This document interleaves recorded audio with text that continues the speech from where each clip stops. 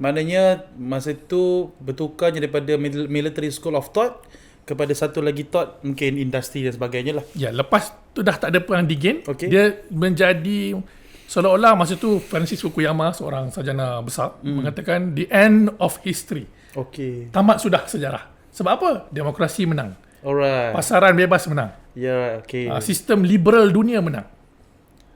Dan ketika itu China sangat miskin. Betul. Ya.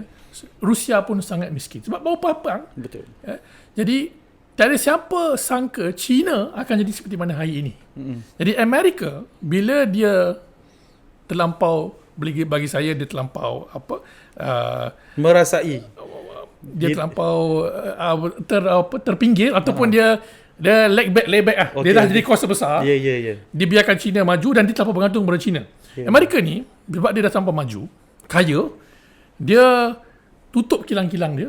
Macam contoh Detroit dulu pernah jadi bandar yang melahirkan, mencipta kereta-kereta. Tapi sebabkan dia nak save duit, dan orang-orang Amerika ni pun minta maaf, tak suka buat kerja berat ni. Betul. Dia eksport ke China. China jadi tempat nak keluarkan barang-barang murah.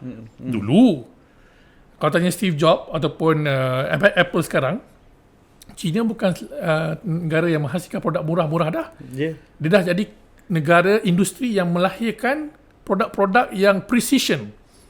So supply chain China ni, jangan ingat China ni low labor cost semata-mata. Tidak. Betul. Dia dah lahirkan banyak pakar-pakar. Dia machining tool dia bagus, dia skill dia bagus. TVET dia very good. Jadi atas dasar itulah, bila Amerika tak mampu bersaing di atas padang dengan undang-undang yang sama rata, mereka akhirnya memutuskan untuk buat perang tarif ini. Alright. Jadi sebenarnya kita sedang berdepan dengan peperangan. Betul. Perang geopolitik dalam pentas ekonomi.